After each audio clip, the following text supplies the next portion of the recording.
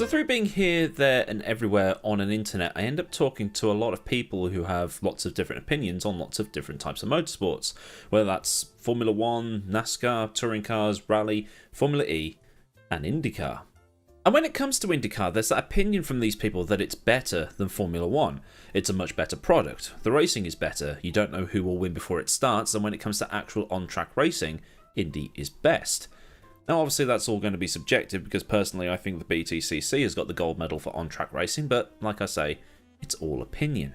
But one thing I do pick up from IndyCar fans is that a lot of the time they end up saying that IndyCar is in the shadow of Formula 1, that there's not enough people watching it, there needs to be more people watching it, people need to see how great it is, and that it just sucks in general that only over 1 million people per race are watching. So let's take a look at those numbers while we're here. An average of 1.3 million people watching across the networks that broadcast this series. That being NBC, the USA Network, NBC Sports and Peacock, which is NBC's streaming service. Now while that doesn't seem a lot given that 240 million people live in the US, it's worth noting that this 1.3 million is actually a 5% increase on 2021. 1.44 million watched the season opener at St Petersburg, while the Grand Prix at Long Beach was the most watched in NBC Sports history for IndyCar, making it the most viewed non-Indy 500 race for 11 years. Now what might be concerning IndyCar bosses now is that Formula 1 is hot on the heels of IndyCar in North America, with an average of 1.3 million people watching Formula 1 over on ESPN. In some cases, F1 is beating NASCAR for single events. But over a season, NASCAR is still king, with about 3.5 million watching across the Fox and Fox Sports channels. 8.8 million people watched this year's Daytona 500, while this year's Indy 500 could only muster 4.8 million. Now this is down on the 5.5 million from 2021. The lowest in recent years for reference was 2020 when 3.7 million watched, but you need to put an asterisk next to that because it was behind closed doors, held outside of May, and also COVID tax. And with this sport being one of tradition, it upset a lot of people. Now Formula 1 has boomed in America thanks to several things. There's Drive to Survive on Netflix, which, okay, if you're new to F1 that will probably get you in and hooked, while long-time viewers of the sport will see it as being akin to a propaganda film portraying things in a, well, not as it was, let's say. There's also the races in Texas, this year's race in Miami, and next year we'll have those plus Vegas, and there's also, to an extent, the global appeal of Lewis Hamilton. Love him or hate him, he's F1's global star. It also has the long-standing names of Ferrari, Mercedes, McLaren, the global drinks brand that is Red Bull. These are names that your nan will know. But what does IndyCar have? Now, a friend of mine once said that she couldn't get interested in the BTCC because she doesn't know any of the drivers. None of them stand out. None of the brands in that series stick out like a sore thumb. But in a way, I could say the same thing for IndyCar. Now I am a guy who takes an interest in many types of motorsport, so I can name several drivers from most non-F1 series.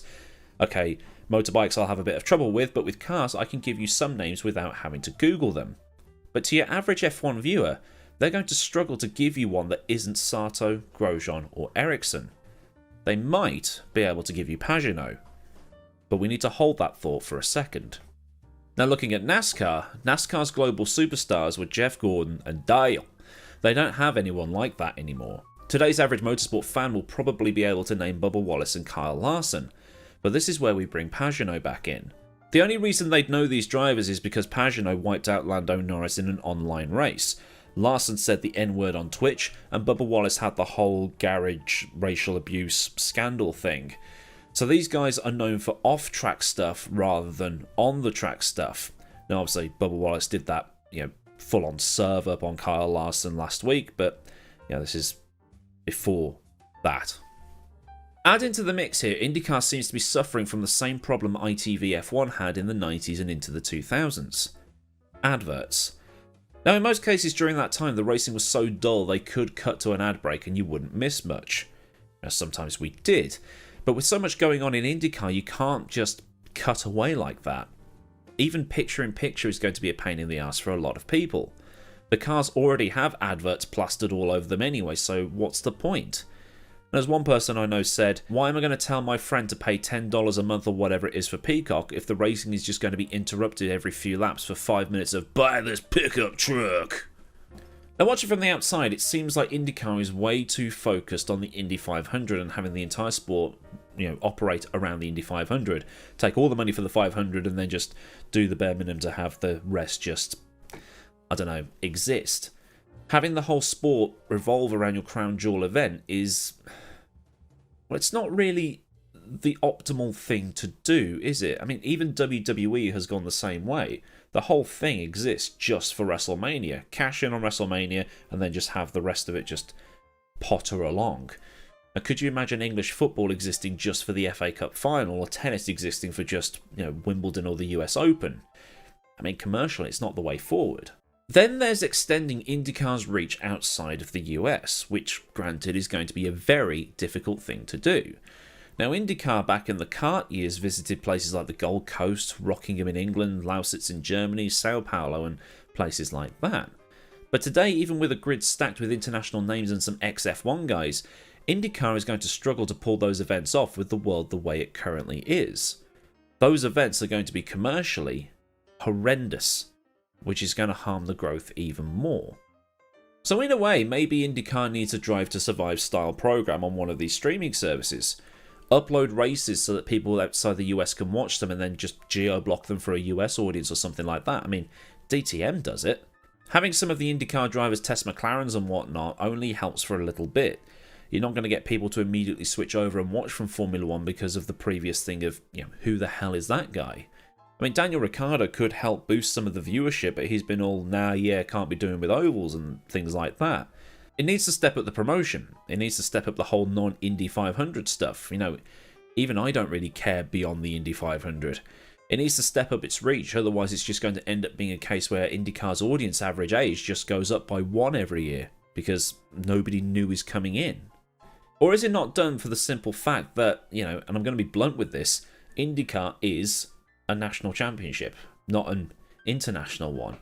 You can sugarcoat it all you want, you can put on races here, there, everywhere, and all that stuff, but at the end of it all, it's just a national championship. Get international drivers, ex-F1 drivers, but, it's basically how Super Touring was in the 90s.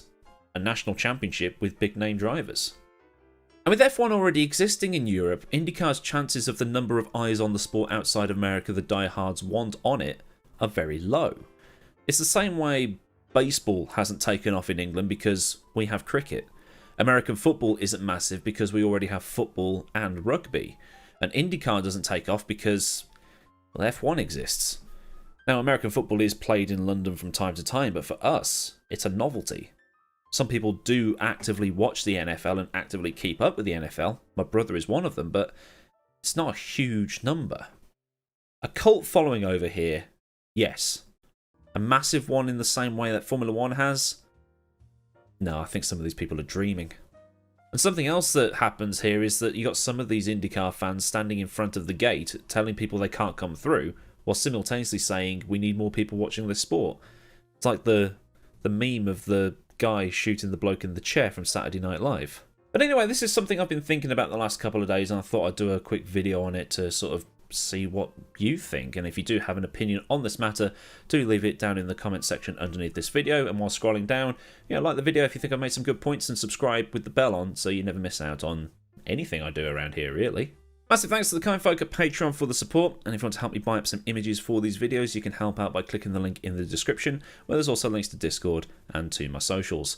Or there's super thanks down there if you want to refill my coffee cup or something. So until next time, I've been Millward. Have a cracking day wherever you live in the world, and I'll see you all again soon for another video. Goodbye.